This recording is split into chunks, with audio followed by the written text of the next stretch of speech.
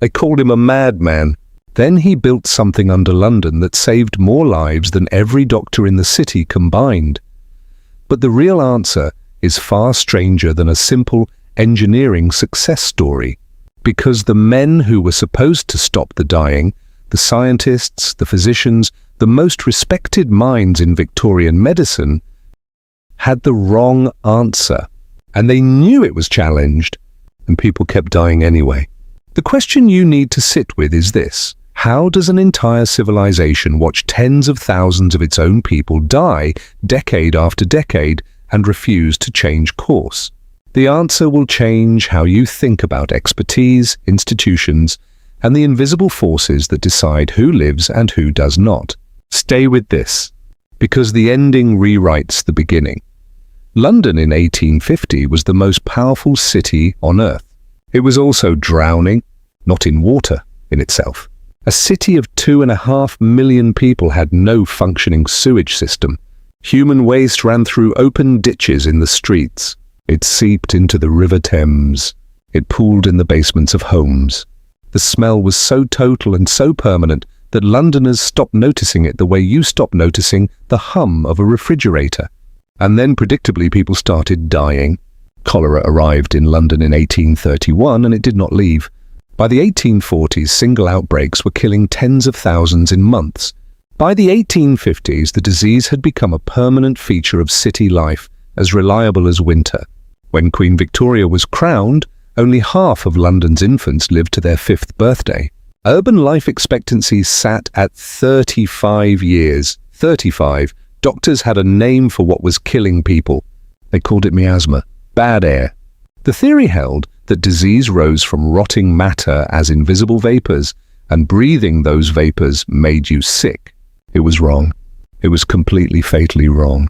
But it was the dominant scientific consensus, endorsed by the most respected physicians of the era, and challenging it was professional suicide. So the deaths continued, season after season, body after body, and the consensus held. Enter John Snow, and before you ask, not the one who knows nothing. This John Snow was a physician in London, and in 1854, during an outbreak in the Soho neighbourhood, Snow did something that seems obvious now and was considered almost insulting at the time. He drew a map. He plotted every cholera death in the neighbourhood on paper and noticed something the miasma theorists had never looked for. The deaths clustered, not randomly across the district, but tightly around a single water pump on Broad Street. He removed the handle from the pump. The outbreak stopped within days. Snow had just proven, with geographic precision, that cholera was waterborne, that it spread through contaminated drinking water, not through the air.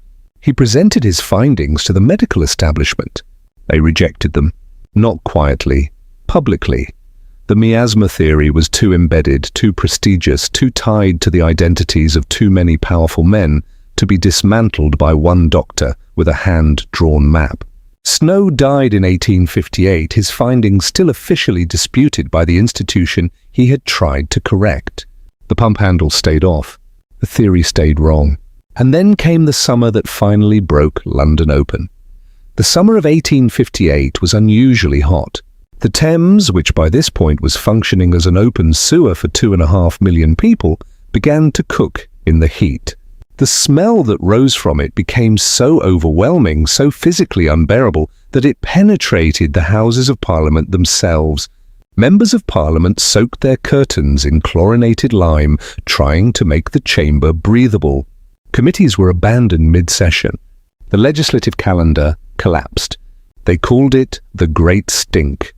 And here is the institutional irony that defines this entire story. Parliament had ignored the cholera deaths of tens of thousands of poor Londoners for 3 consecutive decades. It took the smell reaching their own noses, or the noses of the people with the power to act, to make them act.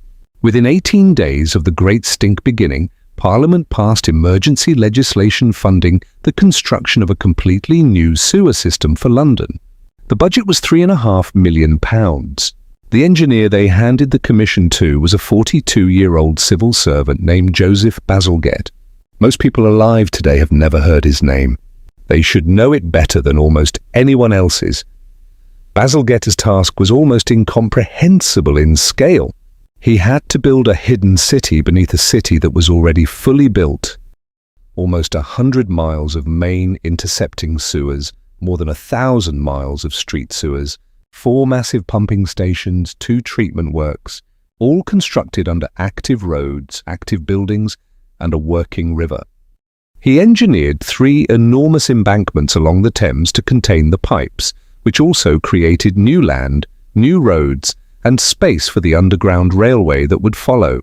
But it was one decision Bazalgette made early in the design process that separates this story from ordinary engineering history. When calculating the diameter of the pipes, he took his engineer's best estimate of London's sewage output, and he doubled it. Then he added 25% on top of that. His colleagues thought he was wasting public money. He told them simply that he could never build this system twice. He was building not for the London that existed, but for the London that would exist. He was right about something else too, though he did not fully know it yet. He was solving a problem that the entire medical establishment had completely misidentified. They believed he was removing dangerous smells. He was actually removing contaminated water from the places people drank it. Bazalgette had never read Jon Snow's research in depth. The germ theory of disease was still being assembled by Louis Pasteur and Robert Koch at exactly this moment in history. He built the right solution for the wrong stated reason, and it worked anyway. That detail should stop you. An engineer working from a false theory produced a solution that a generation of correctly motivated doctors could not. Construction ran from 1859 to 1875. The results were not subtle and they were not slow. In Whitechapel, one of London's most overcrowded and most devastated neighbourhoods, the typhoid death rate collapsed from over 100 deaths per 100,000 people in the 1850s to just around 10 per 100,000 by the 1890s. That is not a reduction, that is an erasure. A single decade after the sewer system reached full operation, estimates calculated that at least 70,000 Londoners were alive who would have been dead if the previous death rates had continued unchanged. Cholera, which had struck London in 4 separate epidemics since 1831, which had killed tens of thousands, which had been declared by the medical consensus to be an airborne inevitability, never returned, never. And Bazalgette's system worked so well, and he had designed it so generously that it is still in use today.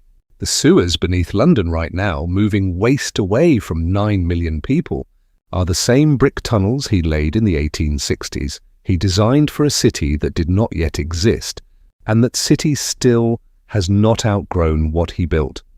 Now here is the reframe that closes the loop opened at the start. Bazalgette did not discover anything. He did not develop a new theory of disease. He did not even fully understand why his system worked while he was building it. What he did was refuse to accept the institutional answer as sufficient. While the medical establishment defended Miasma Theory, while Parliament ignored the bodies of the poor, while the official scientific consensus was failing in real time and in full public view, one engineer decided that the existing system was not good enough and built something better beneath it. Jon Snow had the right answer in 1854. He had the data, the map, the logic, the proof. And the dying continued for years after his death because the right answer alone was not enough. It was Bazalgette's infrastructure that finally made the wrong answer impossible to sustain.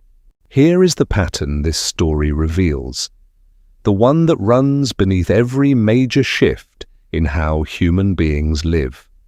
The moment of change does not arrive when the correct answer is discovered.